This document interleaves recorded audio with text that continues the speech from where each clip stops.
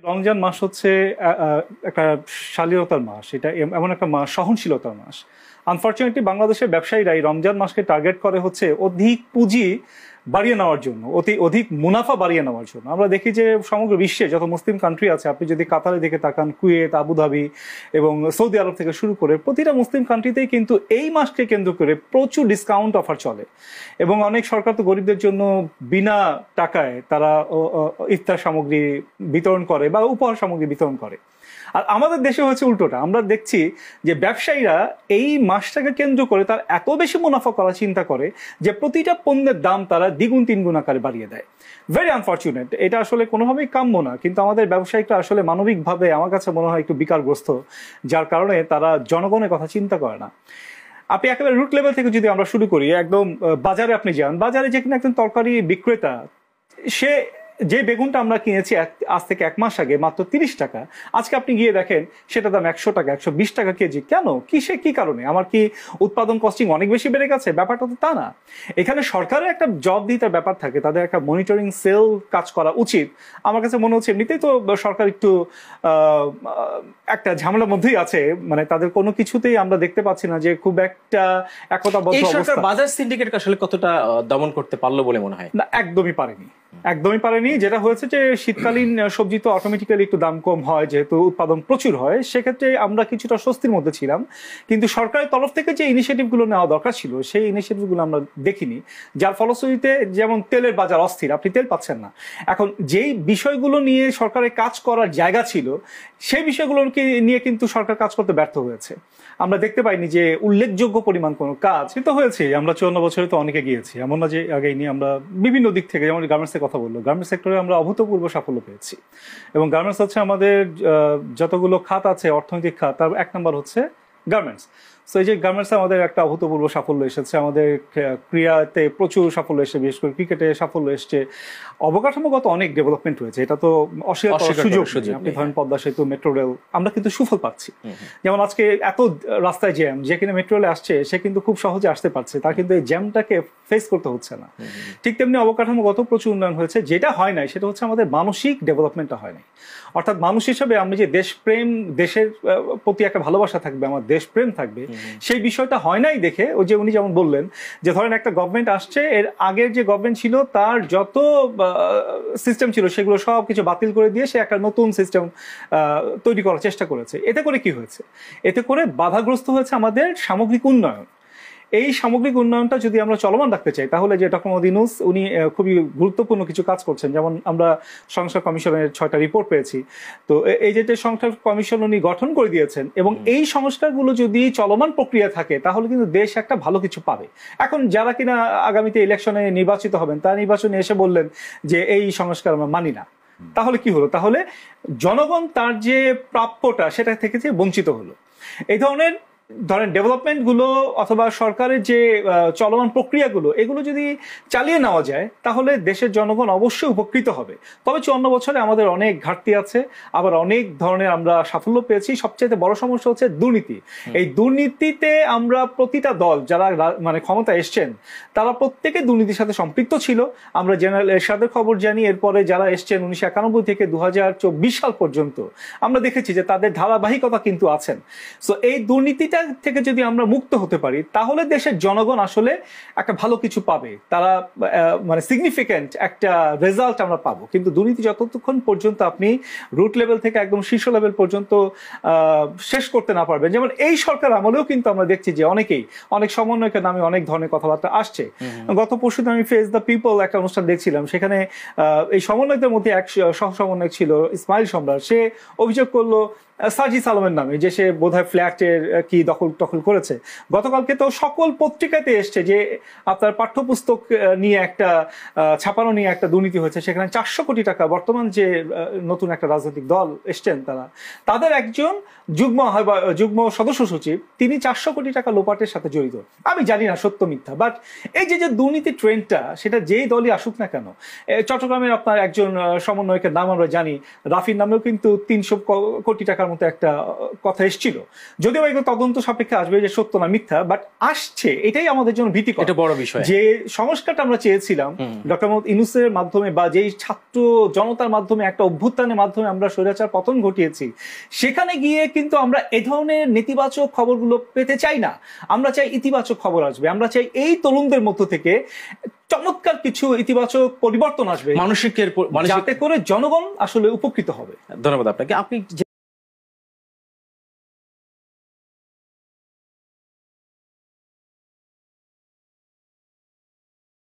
ধন্যবাদ। আমি ফিরতে চাই আপনার কাছে। নতুন নতুন রাজনৈতিক দলগুলো তৈরি হচ্ছে, আগামী দিনে নির্বাচন, এইদিকে সংস্কার। ছোট ছোট দলগুলোর জন্য আসলে চ্যালেঞ্জ কি আগামী দিনে?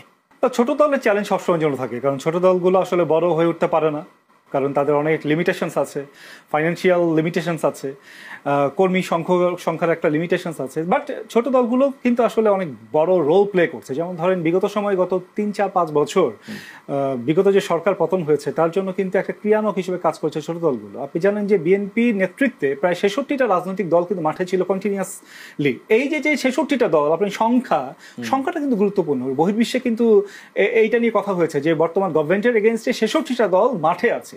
সো ছোট দলগুলোর অনেক ভূমিকা আছে, কিন্তু মূল জায়গাটা হচ্ছে ছোট দলকে ছোট দল হয়ে থাকার চাইতে বড় দল হয়ে ওঠার চেষ্টাটা আমরা দেখি না। যেমন ভাষানী অনুসারী পরিষদ গত কয়েক বছর যাবৎ কাজ করছে, তারা মাঠে ঘাটে কাজ করছে। ইনশাল্লাহ আমাদের প্ল্যান হচ্ছে ভাষানীর যে তার যে আদর্শ, সেই আদর্শটাকে আমরা সারা বাংলাদেশে স্প্রেড করব, যেটাকে কিনা আসলে বিগত সরকারগুলো করে নাই। মাওলানা আব্দুল হামিদ খান ভাসানী, যিনি কিনা নেতাদের নেতা, কিন্তু আনফর্চুনেটলি যারা কিনা দেশ পরিচালনা করেছে, মাওলানা ভাসানীকে কেন যেন তারা অগ্রাহ্য করেছে, তাকে কেন যেন হাইড করার চেষ্টা করা হয়েছে। তো আমরা সারা বাংলাদেশে স্প্রেড করার চেষ্টা করছি। আপনি সংস্কার এবং নির্বাচন এবং দল, এখানে একটা ব্যাপার আমি বলি আপনাকে। যেমন ধরেন সংসদ কমিশন যে রিপোর্টগুলো দিয়েছে, সেখানে নির্বাচন কেন্দ্রিক কিন্তু অনেকগুলো তারা রিপোর্ট দিয়েছে। তার মধ্যে একটা আছে হলো ধরেন নিবন্ধনের ক্ষেত্রে, নতুন রাজনৈতিক দলের নিবন্ধনের ক্ষেত্রে, সেখানে তারা সুপারিশ করেছে যে মাত্র 10% হচ্ছে জেলা এবং 5% উপজেলা।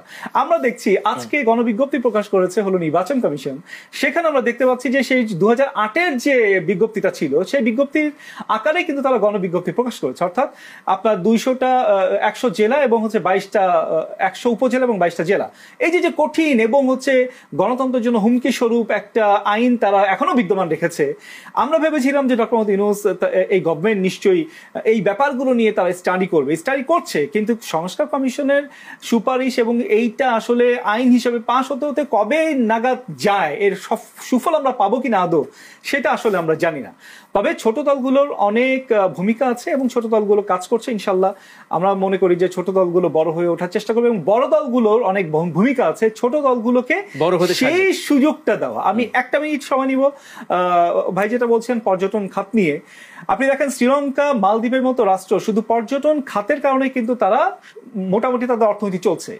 বাংলাদেশ এত বড় একটা বৃহৎ রাষ্ট্র এবং সেখানে আপনার ধরেন আমাদের এত জনসংখ্যা, আমাদের এত অপরচুনিটি, কিন্তু কোনো গভর্নমেন্টই কিন্তু পর্যটন খাতকে নিয়ে খুব বেশি প্ল্যান করে নাই। ব্যক্তিগতভাবে অনেকেই করছে, যেমন কক্সবাজার আজকে এত হোটেল মোটেল হয়েছে, এগুলো কিন্তু ব্যক্তি পর্যায়ে, কিন্তু গভর্নমেন্টে কিন্তু সেই ইনিশিয়েটিভ আমরা পাই না। বাংলাদেশে কিন্তু প্রচুর সুন্দর সুন্দর জায়গা আছে। আপনি সিলেটে যান, আপনি খাগড়াছড়ি যান, বান্দরবান যান, রাঙামাটি যান, আপনি চিটাগং যান, কক্সবাজার যান, সেন্ট মার্টিন যান, কিন্তু সরকার বিদেশি যারা আছেন, যারা ফরেনার আছেন, তাদেরকে যে তারা এই বাংলাদেশে নিয়ে আসবে, এই ধরনের কিন্তু ইনিশিয়েটিভ আমরা পাই না। কিন্তু আপনি যত বেশি ফরেন আনতে পারবেন, যত বেশি বৈদেশিক মুদ্রা আপনি রাখতে পারবেন, আপনার অর্থনৈতিক চাকা তত শক্তিশালী হবে। বাংলাদেশের মতো এত বড় একটা কান্ট্রিতে যদি সেই সুযোগটা আপনি হেলায় হারান, এটা দুর্ভাগ্যজনক। অবশ্যই উচিত সরকারের এই বিষয়টা নিয়ে কাজ করা। এই শিল্পের সাথে আসলে মানসিকভাবে আসলে আমরা কতটা পিছিয়ে যাচ্ছি কেন? হ্যাঁ, পিছিয়ে যাচ্ছি কারণ আমাদের ইনস্টিটিউশনালি সেই এডুকেশনটা নাই, অর্থাৎ মোরাল এডুকেশন, যেটা কিনা এখন আপনাকে আপনাকে শেখাতে হবে। যদি আপনার মোরালিটি না থাকে সমাজে, তাহলে তো সে নষ্ট হবে, এটা তো স্বাভাবিক বিষয়। আপনি স্কুলে আমরা যে ছোটবেলায় পড়াশোনা করেছি, আমরা টিচারদেরকে ভয় পেতাম, আমরা শিক্ষক দেখলেই তাকে সালাম দেওয়ার চেষ্টা করতাম, তাকে আমরা সম্মান দিতাম, কিন্তু এখন কি সেটা আপনি দেখছেন না। তো ওই জায়গাটা তৈরি করতে হবে, অর্থাৎ প্রাতিষ্ঠানিকভাবে প্রতিটি স্কুল কলেজে যদি আপনার সেই শিক্ষাটা দেওয়া হয়, মোরাল এডুকেশনটা দেওয়া হয়, তাহলে এই যে সামাজিক অবক্ষয়টা সেটা হবে না। আপনি দেখেন আজকে মবের মতো যে ঘটনাগুলো ঘটছে, মব জাস্টিস করে হত্যা করা হচ্ছে। গতকালকে হাবিবুল্লাহ বাহারের একজন সাবেক অধ্যক্ষ, ওনাকে হত্যা করা হয়েছে, গলা কেটে হত্যা করা হয়েছে, খুবই দুঃখজনক, নাজুক ঘটনা। আপনি ধর্ষণের কথা বলছেন, সারা বাংলাদেশে প্রতিদিনই প্রায় এই ধরনের ঘটনা ঘটছে। মাদারীপুর দেখলাম মসজিদের মধ্যে 3 জনকে হত্যা করা হয়েছে গলা কেটে। সো এই ধরনের ঘটনা যদি ঘটতেই থাকে তাহলে তো প্রভাবিত আরো বেশি হবে। আমি মিডিয়াকে বলবো যে এ ধরনের ঘটনা যেন, যদি বা হচ্ছে, কিন্তু এগুলো প্রচার কম করতে, কারণ প্রচার হলে হচ্ছে কি, যত বেশি প্রচার হচ্ছে তত কিন্তু আরো অনেকে উৎসাহিত হচ্ছে, আরে আমি তো, অপরাধ তো হচ্ছেই, কন্টিনিউ হচ্ছে। আর বিচারহীনতা যে আমাদের সংস্কৃতিটা তৈরি হয়ে গেছে, যদি আপনি সুশাসন প্রতিষ্ঠা করতে না পারেন, যদি আপনি জাস্টিস অ্যাপ্লিকেশন না করতে পারেন, তাহলে আসলে আমাদের এই সামাজিক অবক্ষয় থেকে আমরা কখনোই মুক্ত হব না। আর সামাজিক অবক্ষয় থেকে মুক্ত হতে হলে অবশ্যই আপনাকে পারিবারিক এবং প্রাতিষ্ঠানিক এবং রাষ্ট্রীয়, এই 3টা কাঠামোকে শক্তিশালী হতে হবে, এবং রাষ্ট্রকে অবশ্যই তার আইনটাকে সঠিকভাবে প্রয়োগ করতে হবে এবং কঠোর হতে হবে রাষ্ট্রকে। রাষ্ট্র যদি বিনয়ী হয় এই ব্যাপারগুলোতে, তাহলে কিন্তু আপনার অপরাধ কখনই কমবে না। আমরা দেখলাম যে হিজবুত তাহরির তারা বাংলাদেশে আপনার মিছিল করলো। এখন হচ্ছে ভাই যেমন বলছেন যে সরকার থেকে বলবে হচ্ছে জঙ্গি বাংলাদেশে নাই, কিন্তু এখন তো সারা বহির্বিশ্বে প্রমাণ হয়ে যাচ্ছে যে আমার হিজবুত তাহরির মতো একটা নিষিদ্ধ দল, সে হচ্ছে মিছিল করে বেড়াচ্ছে। তাহলে আমি কিভাবে করে পর্যটক পাবো, কিভাবে করে আমি বৈদেশিক যে সহায়তা, সেই সহায়তা পাবো, আমি কিভাবে ইনভেস্ট পাবো, আমার দেশে কেন তারা বিজনেস করতে আসবে, যদি এই ধরনের নিউজগুলো বেশি বেশি প্রচার হয়, মানুষের মধ্যে ভীতি সঞ্চার হয়। তো আমরা চাই যে আসলে সরকার রাষ্ট্রীয়ভাবে এবং সামাজিকভাবে, পারিবারিকভাবে এবং প্রাতিষ্ঠানিকভাবে যদি মোরাল এডুকেশনটা ইমপ্লিমেন্ট করা যায়, তাহলে ইনশাল্লাহ আমরা হয়তো বা অচিরে দেখতে পারবো যে এই মবের সংস্কৃতি বা অপসংস্কৃতিগুলো আমরা মুক্ত হতে পারি। স্বপ্নবাজ মানুষ, এবং আমরা স্বপ্ন দেখতে পছন্দ করি, যেহেতু মাওলানা আব্দুল হামিদ খান ভাসানী, যিনি কিনা বাংলাদেশের স্বপ্নদ্রষ্টা, স্বাধীন বাংলাদেশের স্বপ্নদ্রষ্টা, তো ওনার রাজনীতি আমরা করি, ওনার আদর্শকে আমরা ধারণ করি। আমরা স্বপ্ন দেখি বাংলাদেশ একটা মানবিক রাষ্ট্র হবে, একটা আইনের শাসন প্রতিষ্ঠা হবে, একটা গণতান্ত্রিক রাষ্ট্র হবে, এবং সেটা নিয়ে আমরা কাজ করছি। ইনশাআল্লাহ অচিরে আমরা সেই জায়গাটাতে ফিরে যাব। এবং বর্তমান সরকার যিনি আছেন, প্রফেসর ডক্টর মোহাম্মদ ইউনূস, ওনার প্রতি বাংলাদেশের প্রতিটা মানুষের একটা অগাধ বিশ্বাস আছে এবং আকাঙ্ক্ষা আছে যে নিশ্চয়ই উনি আগামী ইলেকশনটা একটা ফ্রি, ফেয়ার, ক্রেডিবল এবং পার্টিসিপেটরি ইনক্লুসিভ ইলেকশন করবে, যার মাধ্যমে বাংলাদেশ সঠিক গণতান্ত্রিক চর্চার মাধ্যমে একটা রাষ্ট্র ক্ষমতায় ফিরে আসবে ইনশাল্লাহ। এবং আমি বিশ্বাস করি বাংলাদেশের যে জনগণ, যে কর্মমুখী জনগণ, তারা যদি দেশকে ভালোবেসে সঠিক পরিকল্পনা এগোতে পারে, বাংলাদেশ বহির্বিশ্বে মাথা উঁচু করে দাঁড়াতে পারবে। আমরা একটা গর্বিত জাতি হিসেবে সারা পৃথিবীতে প্রতিষ্ঠিত হব ইনশাল্লাহ। ইনশাল্লাহ। আপনাদের দুজনকে অসংখ্য ধন্যবাদ জানাচ্ছি আমাদের এই আয়োজনে আসবার জন্য। আপনাকে ধন্যবাদ এবং চ্যানেলকে ধন্যবাদ। দর্শক, আপনাদেরকেও অসংখ্য ধন্যবাদ জানিয়ে আজকের আয়োজন শেষ করছি। দেখা হবে নিশ্চয়ই আগামী পর্বে। সবাইকে ধন্যবাদ।